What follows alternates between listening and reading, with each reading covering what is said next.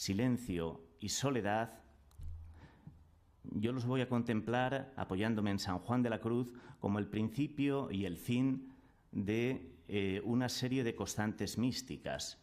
Y esas dos constantes del viaje místico se podrían sintetizar o condensar en dos palabras fundamentales, que son la atención, por una parte, y por otra parte, el amor. San Juan de la Cruz hablaría de atención amorosa. Sintetizando, vamos a ver tres partes. En la primera parte hablaremos del silencio y la escucha. En la segunda parte hablaremos de la atención y el amor. Y en la tercera parte hablaremos de la soledad y la compañía. Probablemente todo esto se podría contemplar desde el lenguaje poético con la estrofa 15 del Cántico Espiritual. La música callada, la soledad sonora, la cena que recrea y enamora. Se trata, por lo tanto, de hacer un doble viaje, del silencio a la soledad, pasando por la atención amorosa, como constantes vitales del mundo del espíritu, la atención y el amor, y un segundo viaje de la contemplación a la vida, teniendo en cuenta que la oración decide la vida y la vida decide la oración. Comenzamos con el primer punto. Lo he titulado Silencio y escucha, la música callada. Paso a desarrollar el primer punto del silencio y la escucha, la música callada. Es sabido que en el mundo antiguo, en el mundo grecorromano, Harpócrates era el dios del silencio y normalmente le figuraban con un dedo en la boca. Dicha figura puede leerse como una invitación o incluso como un mandato al silencio. Los mundos del silencio siempre tienen algo que podríamos decir admirable y a la vez paradójico. En nuestro lenguaje cotidiano hablamos de silencios elocuentes, aquellos silencios que nos hablan. Hablamos también de silencios fecundos, aquellos que son capaces de dar buenos frutos.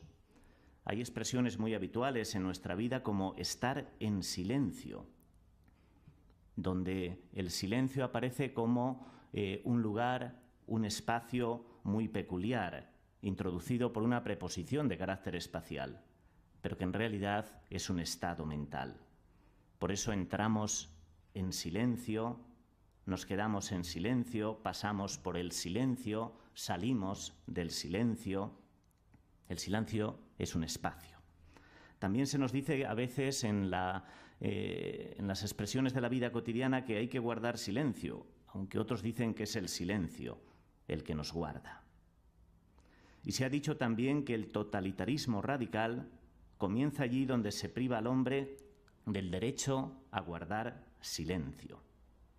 De ahí la importancia de la advertencia o doctrina Miranda, según la cual, cuando alguien es detenido por la policía, ésta tiene que advertir que tiene derecho a guardar silencio.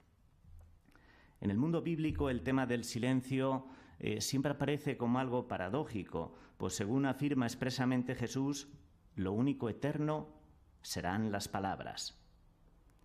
Además, la Biblia, como todos sabemos, es un libro polifónico, lleno de muchas voces, un libro de palabras y de sentidos infinitos.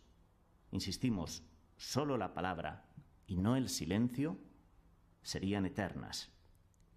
El cielo y la tierra pasarán, pero mis palabras no pasarán, afirma el Evangelio de Marcos, poniéndolo en labios de Jesús.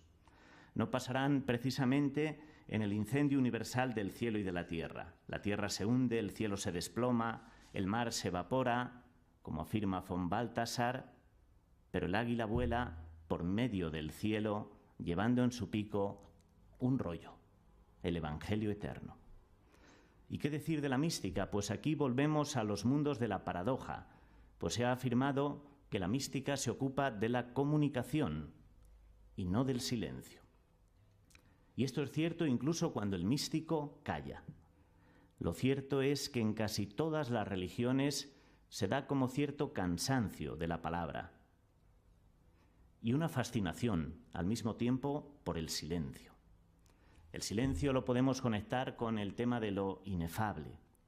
La música callada, de la que habla San Juan de la Cruz, es quizá la expresión más afortunada a este respecto. El silencio místico estaría vinculado a lo inefable. Sería un problema de lenguaje, o quizá habría que decir mejor, de falta de lenguaje. Hay que tener en cuenta que la condensación sintética de lo vivido siempre es mucho más poderosa que su expresión a través de la palabra. De ahí la necesidad de perforar las palabras, de taladrarlas casi, de masticarlas, de digerirlas, incluso de trascenderlas, como dice San Juan de la Cruz, toda ciencia trascendiendo. Si el silencio lo podemos conectar con lo inefable, también está conectado con lo admirable. Y la admiración nos adentra además de una manera expresa en los territorios del silencio. San Juan de la Cruz es quizás uno de los mejores exponentes de la poesía del silencio, de esa poesía que al mirar, admira y calla. Y es que la admiración o el asombro casi siempre hablan callando. San Juan de la Cruz logró integrar armónicamente, como ha señalado el profesor García de Castro, en un hermoso estudio sobre el silencio en San Ignacio, San Juan de la Cruz ha integrado el silencio y la soledad. El silencio aparece, podríamos decir, en San Juan de la Cruz también como un lujo. Quizá incluso podríamos decir que el silencio es un sabio maestro, un pedagogo fundamental en el camino de la mística. Por eso San Juan de la Cruz habla muchas veces, y son expresiones literales de sus escritos, de la necesidad que todos tenemos de guardar silencio, de quedar en silencio. Se trata de ir por la vida, como dice él literalmente, callando para que hable Dios. Así, en gerundio. Callando como una acción no puntual, sino una acción continuada. Estamos ante una pedagogía, esta del silencio, que siempre se tiene que aprender despacito. Y es que el silencio está también conectado fundamentalmente con la escucha para San Juan de la Cruz, pero curiosamente también con el cuidado, con la pausa. Todos estos aspectos están presentes en sus obras. El silencio y la soledad, al decir de San Juan de la Cruz, nos hablan callando. Fíjense cómo se expresaba él en una carta del año 1589 dirigida a Juana de Pedraza. Sus soledades las tengo sentidas, las cuales me dan a mí siempre tantas voces callando. Otras veces el silencio de Dios está aquí, incluso podríamos decir como retumbando en los escritos de San Juan de la Cruz. La expresión es de Blas de Otero, el silencio retumbando. Y probablemente donde mejor retumba ese silencio es sin duda en la escucha para San Juan de la Cruz de Jesús, del mediador, de la nueva alianza, de la revelación definitiva de Dios. En uno de los dichos de San Juan de la Cruz que tienen ahí recogido, el dicho 99, nos encontramos con una condensación de esa preocupación de San Juan de la Cruz por unir siempre el silencio a la escucha, pero ante todo a la escucha del Hijo, a la escucha de la palabra con mayúsculas. Leemos el texto. Una palabra habló el Padre, que fue su Hijo, y ésta habla siempre en eterno silencio, y en silencio ha de ser oída del alma. Fíjense que en esta cita el silencio aparece como el canal a través del cual retransmite el emisor divino, y también como el canal a través del cual percibe el receptor humano. Son importantes los verbos que utiliza aquí también San Juan de la Cruz en pasado, en presente y en futuro. Habló, habla, ha de ser oída, que nos remite un poco a esa palabra eterna que ha estado ahí presente desde siempre y que siempre va a estar presente. Para San Juan de la Cruz el silencio tiene como finalidad fundamental, por lo tanto, la escucha. La escucha quizás es el término polar que siempre acompaña al silencio. Y en concreto la escucha de Jesús y la escucha de su palabra. Solo por Jesús sabemos y descubrimos lo que es Dios. Ese Jesús por el que nos habló el Padre, por el que nos habla siempre a través de su Espíritu, en eterno silencio, y que el hombre ha de escuchar también en silencio. Porque después de Jesús, como afirma el mismo San Juan de la Cruz, Dios ha quedado como mudo. Lo que antes nos reveló en los profetas, ahora de manera definitiva nos lo ha dado a conocer en su Hijo.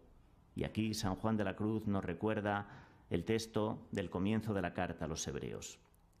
Muchas veces y de muchos modos habló Dios en el pasado por medio de los profetas. En estos tiempos últimos nos ha hablado por medio del Hijo, al que ha nombrado heredero de todo. En los umbrales de la experiencia contemplativa es donde se empieza también a trascender la misma palabra. Y el místico lo experimenta todo, podríamos decir, como envuelto en silencio. En este adentrarse por los territorios del silencio, cobra una importancia cada vez mayor en San Juan de la Cruz, lo que ahora vamos a tratar como elemento central de la experiencia del silencio, de la soledad, de la dimensión contemplativa de la vida. Y es esa expresión mágica de San Juan de la Cruz que él llama atención amorosa. El siguiente texto que tienen ahí recogido es un anticipo de esta experiencia que nos sirve para hacer la transición al segundo punto. Vamos a leer el texto porque en los místicos clásicos, me refiero fundamentalmente a los místicos del siglo XVI, lo más fascinante siempre es dejar hablar a sus textos, escuchar sus palabras. La invitación de San Juan de la Cruz discurre en los siguientes términos: aprender a ponerse en silencio y callando para que hable Dios, haciendo la memoria que quede callada y muda, y solo el oído del Espíritu en silencio a Dios, diciendo con el profeta: habla, Señor, que tu siervo oye. No pierda el cuidado de orar y espere en desnudez y vacío, que no tardará su bien. Bien, detrás de estas palabras tenemos la invitación, que va a ser una constante en San Juan de la Cruz, a la fidelidad, en ese ponerse en silencio, en ese saber callar, en ese saber escuchar. Y tenemos ya también una introducción a las palabras mágicas que van a definir su experiencia contemplativa, que no son otras que la atención y el amor, o la atención amorosa. Pasamos con esto al segundo punto. Atención y amor, constantes vitales del mundo del espíritu. El silencio vivido desde la ladera humana tiene siempre la escucha como referente clave. La escucha de Dios y de su palabra, como ya hemos dicho. Para que esa escucha sea real, es clave la fidelidad y la constancia en cada momento del viaje místico. Quizás es una de las preocupaciones más reiteradas en los escritos del santo. Paso a leer unos textos a modo de ilustración de esta preocupación de San Juan de la Cruz. No los tienen ahora ahí recogidos. Son textos tomados aleatoriamente de distintas obras suyas. Aunque le parezca que no hace nada, crea que no está perdiendo el tiempo. Aunque le parezca que no hace nada, el alma está bien empleada. Estarse con advertencia amorosa, aunque le parezca que no hace nada. Fíjense en esa expresión que se repite cansinamente, casi como un eterno ritornello, aunque le parezca que no hace nada. Y que no es más que la insistencia de San Juan de la Cruz en la fidelidad, en esos momentos en que todos tenemos a veces la sensación de que estamos perdiendo el tiempo, de que no hacemos nada. Aunque ella no siente caminar, mucho más camina que por su pie, porque la lleva Dios en sus brazos. E insiste en lo mismo una y otra vez. Por tanto, no digas que va el alma adelante, que no va el alma adelante, porque no hace nada. Porque si el entendimiento se va vaciando, adelante va. Y cuanto más vacare a la inteligencia particular, dar vacaciones al mundo de las ideas, al mundo del intelecto, y a los actos de entender, tanto más adelante va el entendimiento, caminando al sumo bien, que si entendiese distintamente no iría adelante. Fíjense que es un poco la invitación a trascender el mero concepto. El encuentro último con Dios no es una cuestión de dogmas, de conceptos, de catecismos redondos. Dios no es una idea. Dios no es una idea, es una presencia. Y así, continúa San Juan de la Cruz, antes se ha de apartar el entendimiento de sí mismo y de su inteligencia para llegarse a Dios. Y termina una vez más en gerundio, en esa necesidad de vivir esto como una acción continuada, caminando en fe, creyendo y no entendiendo. Caminar en fe frente al mundo de la luz del entendimiento, aparece una nueva luz ahora, que es la luz de la fe, la luz del corazón. Pues bien, ya los místicos renano-flamencos, como Ruysbrock a la cabeza, hablaron antes que San Juan de la Cruz de la advertencia sencilla y amorosa. San Juan de la Cruz lo que hace es apropiarse de esta expresión, reformularla y enriquecerla con numerosas variantes, precisamente para reescribir una novedosa fenomenología de la experiencia contemplativa. En sus escritos nos encontramos expresiones como las que siguen: noticia amorosa, advertencia amorosa, atención amorosa. Todas son expresiones equivalentes. En estructuras binarias se pueden encontrar en sus escritos expresiones como las que siguen también: atención y noticia, noticia y advertencia, noticia y luz, sabiduría y noticia. Esto es la atención amorosa, que se puede conectar y hasta se puede identificar con la cena que recrea y enamora, es decir, con la experiencia contemplativa, que vienen a ser todos términos equivalentes en ciertos momentos de sus escritos: la atención amorosa, la cena que recrea y enamora, la experiencia contemplativa. En cuanto a los calificativos con que nuestro místico describe dicha advertencia o atención, descubrimos toda una constelación de adjetivos procedentes de diferentes campos semánticos, pero que están unidos por la capacidad que tienen para evocar una experiencia. He aquí algunos de los adjetivos con que caracteriza San Juan de la Cruz dicha experiencia contemplativa: amorosa, alta, divina, sobrenatural, general, oscura, confusa, simple, sencilla, pasiva, sabrosa, delicada, serena, pacífica, solitaria. Dicha experiencia es para él, ante todo, una noticia de Dios general y amorosa, una inteligencia general y oscura. Pues bien, todas estas expresiones que se reiteran en sus escritos se podrían resumir, en definitiva, en tres adjetivos, a través de los cuales San Juan de la Cruz lo que hace es caracterizar esa experiencia contemplativa como una noticia, dice él, que viene de Dios, lógicamente, general, oscura y amorosa. En cuanto a noticia y en cuanto a amorosa, nos está recordando algo fundamental de la experiencia contemplativa. Es una forma peculiar de conocimiento y de amor. Conocimiento y amor quedarían siempre unidos, hermanados.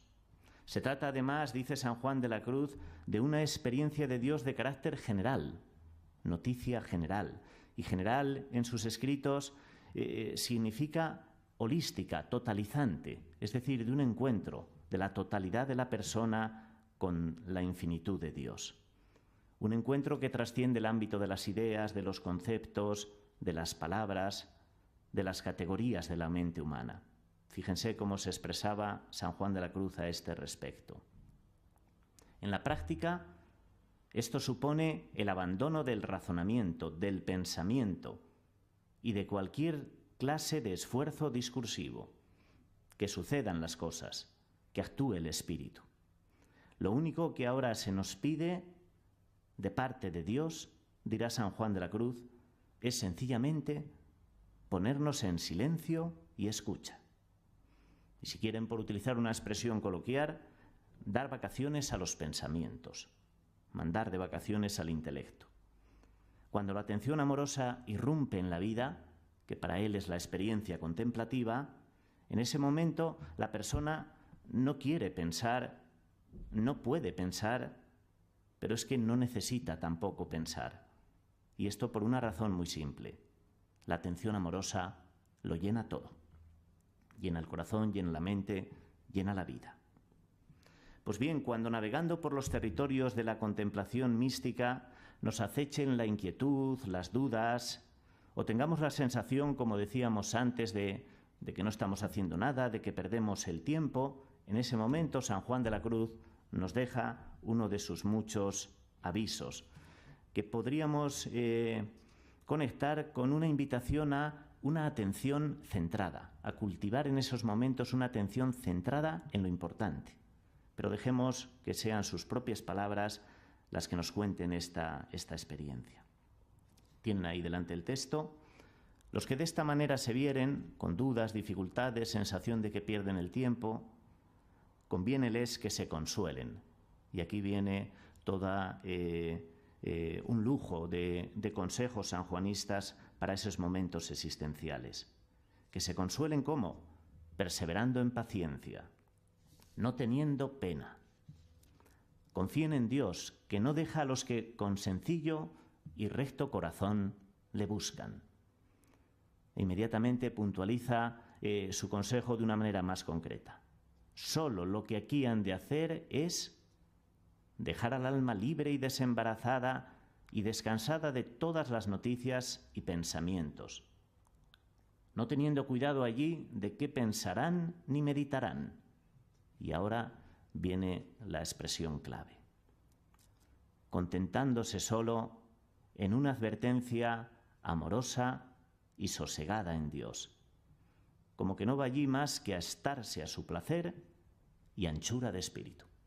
Bien, fíjense que la invitación de San Juan de la Cruz está orientada a centrar ese momento vivencial en la advertencia amorosa a Dios, nada más.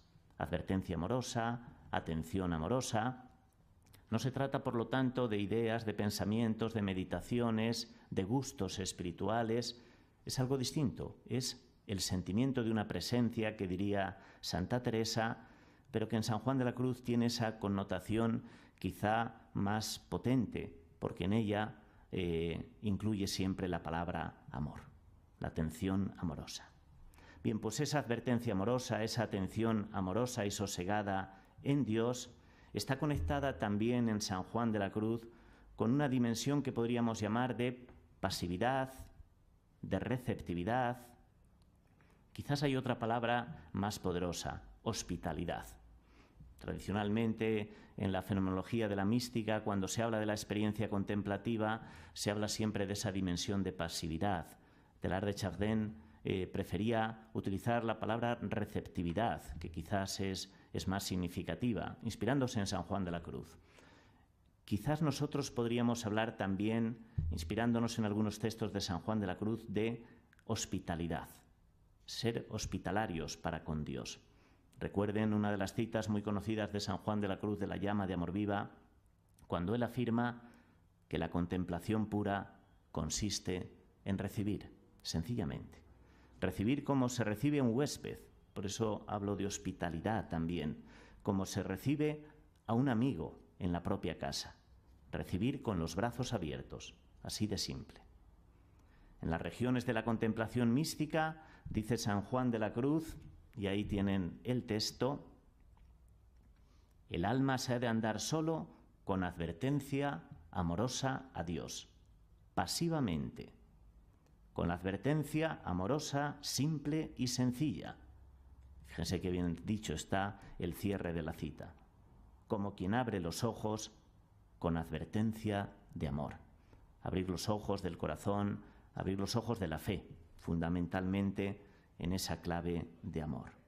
Pasividad, por lo tanto, receptividad, hospitalidad, como una de las notas claves de la atención amorosa de la experiencia contemplativa.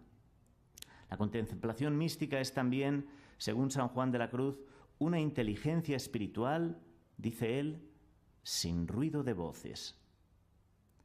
Y así se goza en ella la suavidad de la música y la quietud del silencio.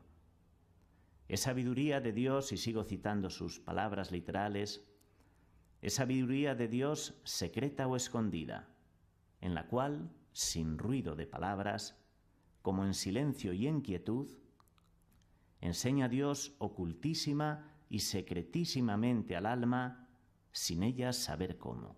Sin ruido de voces, sin ruido de palabras, es siempre esa invitación a entrar en la dinámica de un silencio que es escucha, de una soledad que es compañía, de una atención amorosa que termina por llenar cada rincón del ser humano. Quizás una admirable condensación sintética de esta experiencia de atención amorosa nos la encontramos en el libro de la llama. En la siguiente cita, un poquito más larga, que tienen ahí presente, San Juan de la Cruz nos ofrece toda una pedagogía sobre lo que podríamos llamar la actitud receptiva. Actitud receptiva que se ha de cultivar en todos los momentos del viaje místico, pero especialmente ahora, cuando ese viaje místico está alcanzando ciertas cumbres, podríamos decir. En esta actitud receptiva nos encontramos también con una invitación que recorre todos los escritos de San Juan de la Cruz al desapego, a no apegarse a nada. Pero dejemos que hable él por sus propias palabras. Dice así: la cual noticia amorosa, recuerden que noticia amorosa equivale a advertencia amorosa, atención amorosa, son todas expresiones equivalentes.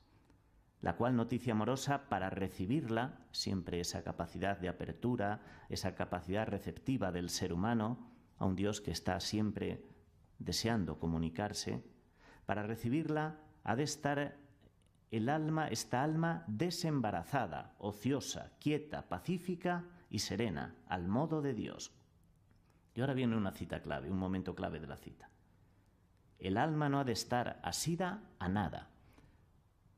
E inmediatamente nos pone un elenco de los posibles apegos en los que podemos caer.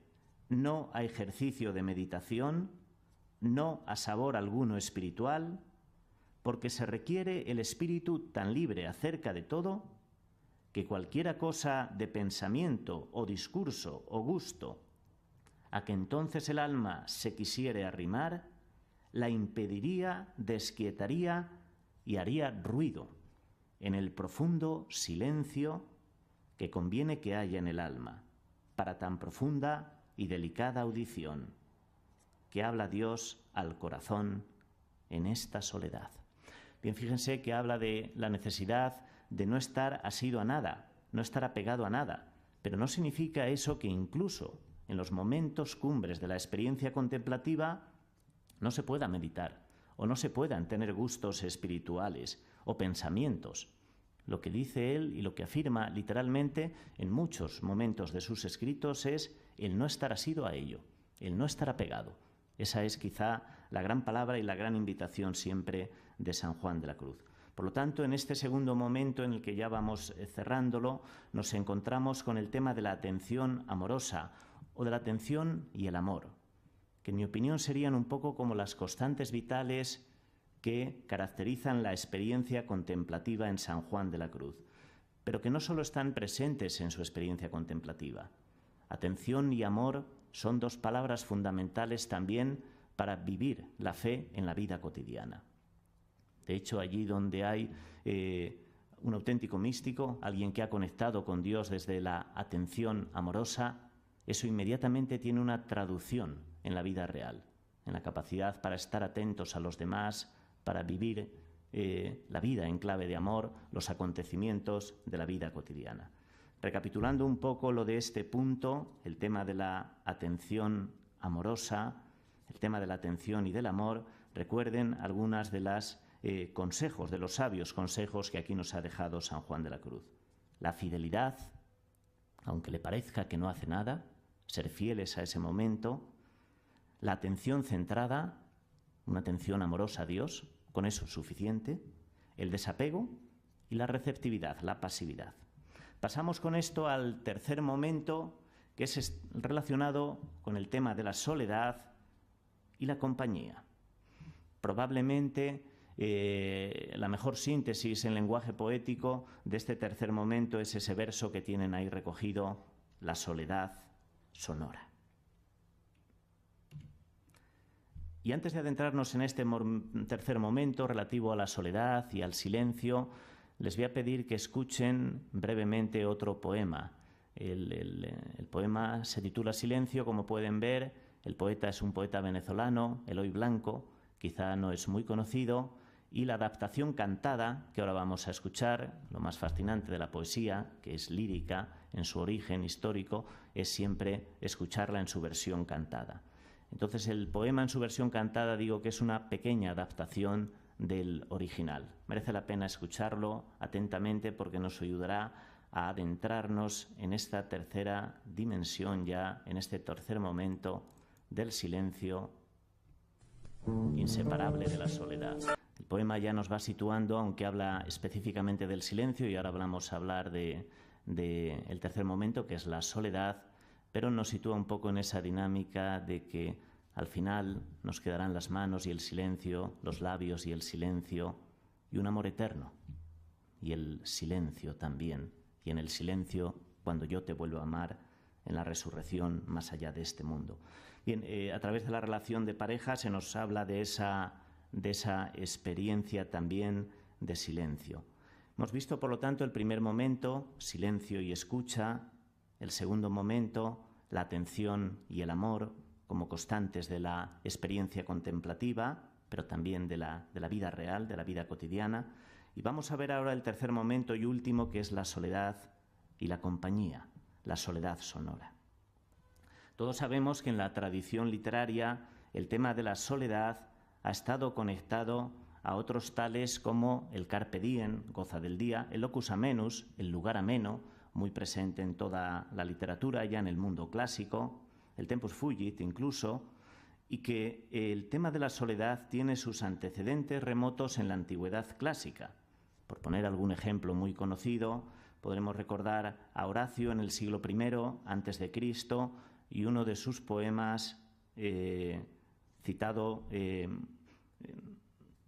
prácticamente en todos los libros literarios, ¿no? El Beatus Ille, aquel que empieza en castellano, en la traducción castellana, diciendo: feliz el que alejado de negocios, como en remoto tiempo los mortales, paternos campos con sus bueyes ara. Durante el Renacimiento y el así llamado siglo de oro en la literatura española, el tema de la soledad también está presente en muchos autores. Podemos recordar a Lope de Vega, y quizá uno de sus poemas más conocidos y también muy citado: de mis soledades vengo, a mis soledades voy. Pero probablemente un autor más significativo dentro de nuestra preocupación es Fray Luis de León. Fray Luis de León, que estuvo 5 años en la prisión de la Inquisición, escribió estas célebres décimas en las que recoge de manera admirable el tema de la soledad. Les recuerdo los versos de Fray Luis, harto conocidos.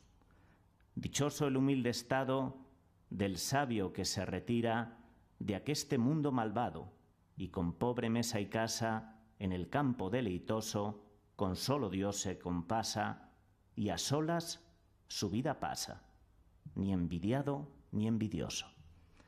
Bien, como ven, el tema de la soledad está muy presente en toda la tradición literaria, y evidentemente en San Juan de la Cruz, que pertenece a esa tradición literaria española, no podía estar ausente, y en todo el entramado de la experiencia mística.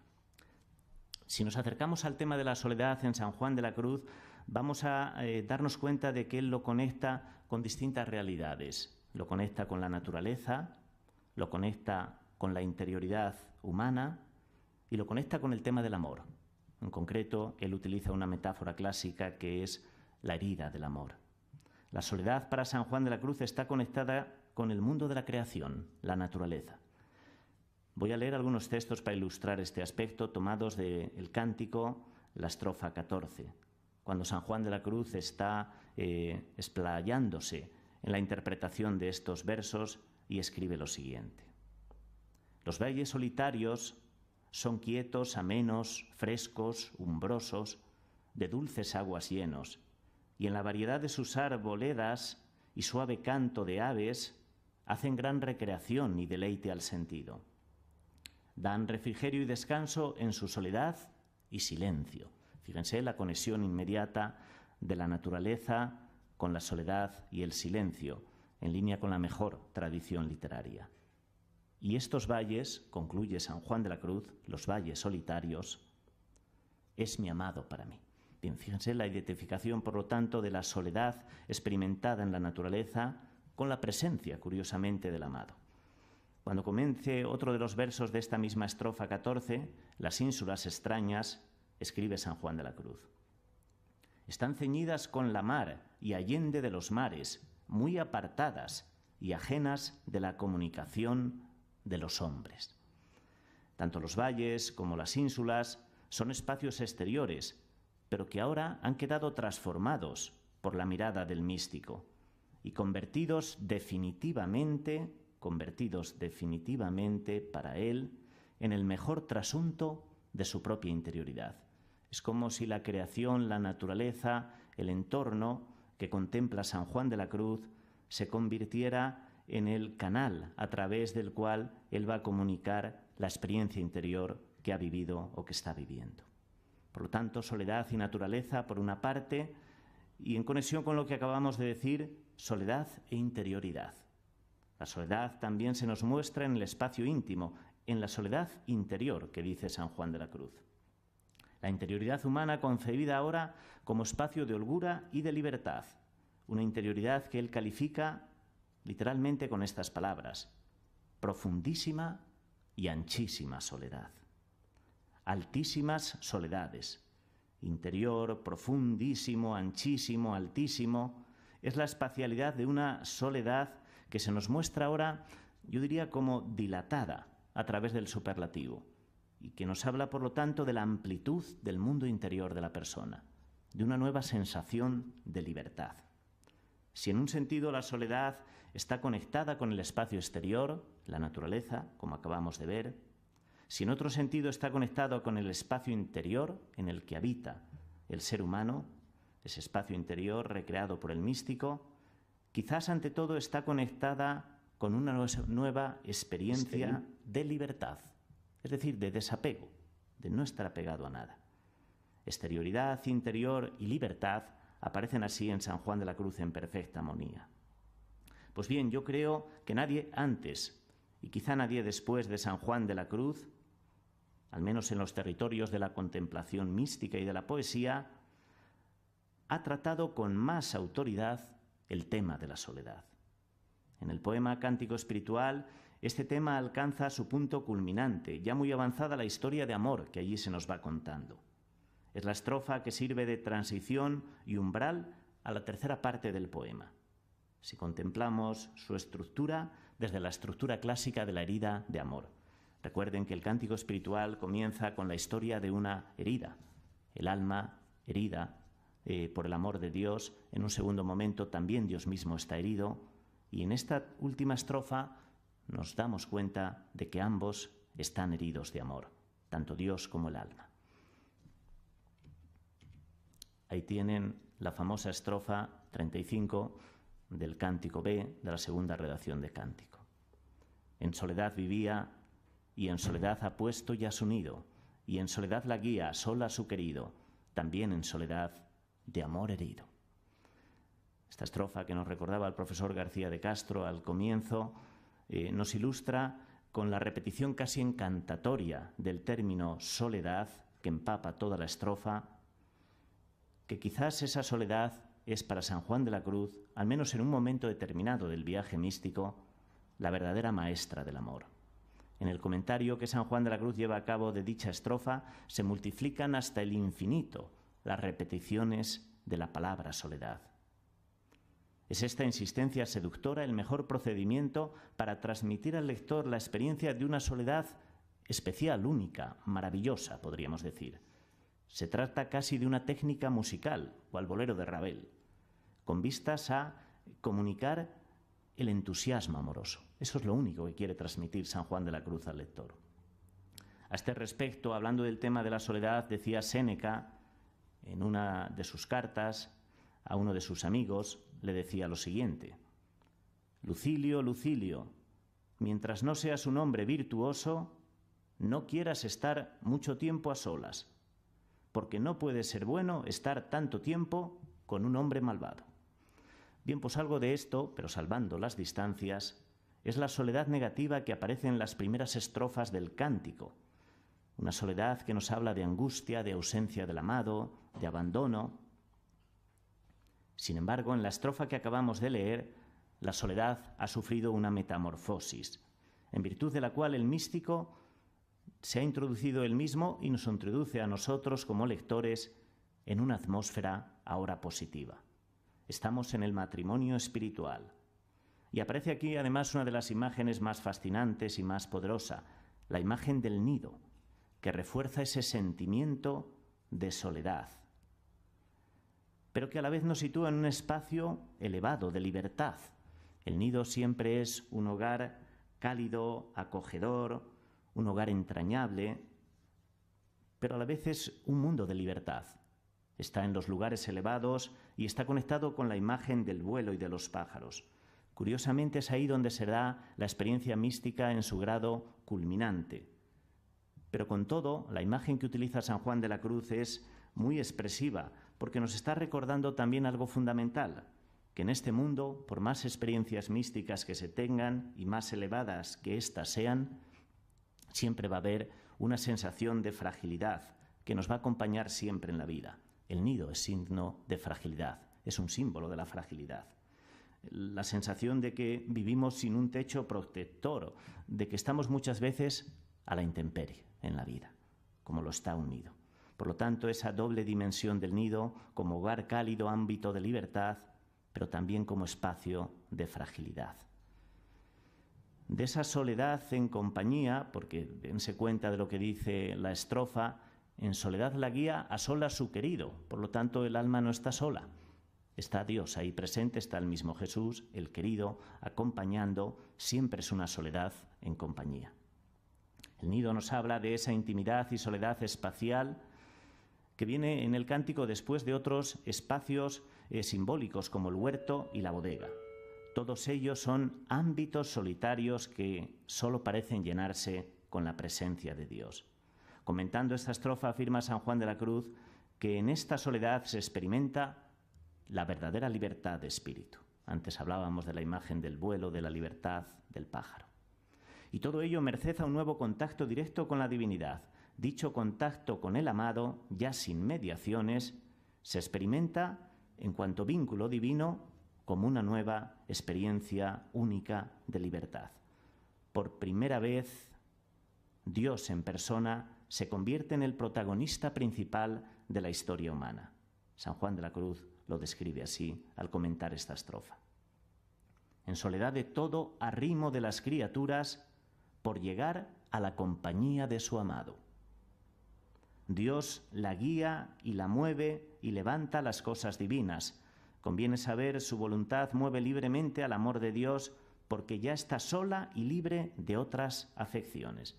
Fíjense que así la experiencia de la compañía divina, del vínculo con Dios, de la conexión con Dios, se convierte en la experiencia más poderosa de libertad. Soledad y libertad, cantadas en la poesía, contadas en la prosa y ante todo vividas en la vida real. Al final de sus días, San Juan de la Cruz nos cuenta la experiencia de una vivencia doble de la soledad. A nivel geográfico, se encuentra en un lugar aislado, en La Peñuela, en Jaén, y a nivel antropológico, porque vive marginado por sus propios hermanos carmelitas, olvidado y arrinconado, como dirá en alguna carta. Y con todo, en esa situación, escribe en una carta poco antes de morir, en 1591. En esta soledad me hallo muy bien. Los territorios de la soledad y del silencio, vividos desde la escucha y la presencia divina, quedan así transfigurados, porque en ellos, repito, porque me parece que es muy importante, la atención amorosa lo llena todo. Termino ya. San Juan de la Cruz fue uno de esos seres humanos que siempre vivió haciéndolo todo, y estas dos expresiones las repite con cierta frecuencia en sus escritos, haciéndolo todo de veras y de corazón. Dos expresiones que nos encontramos en varios momentos de sus obras. Hacer las cosas de corazón es tanto como hacerlas con amor, entrañablemente y con buena voluntad. Yo creo que en San Juan de la Cruz hemos aprendido lo importante que es en la vida cotidiana, sea ante el sagrario o esperando el autobús, en la vida cotidiana, poner en práctica lo que él nos dice. Guardar silencio y saber escuchar, pero de corazón. Prestar atención y poner amor, pero de corazón. Y también de corazón vivir una soledad grande, íntima, siempre acompañada. Algo de esto y mucho más que esto fue la experiencia contemplativa que vivió San Juan de la Cruz. Esa atención amorosa que no consiste nunca en poner los ojos en blanco ante las flores, y porque en la contemplación lo más importante al final son las personas. La contemplación, en último término, es una actitud afectiva que nos ayuda a saber estar atentos a los demás. Y si tenemos que ser sinceros, esto no es nada fácil, es difícil. Es una tarea humana y es ante todo un don divino al que todos necesitamos abrirnos. Pues buenas noches y muchas gracias a todos de corazón.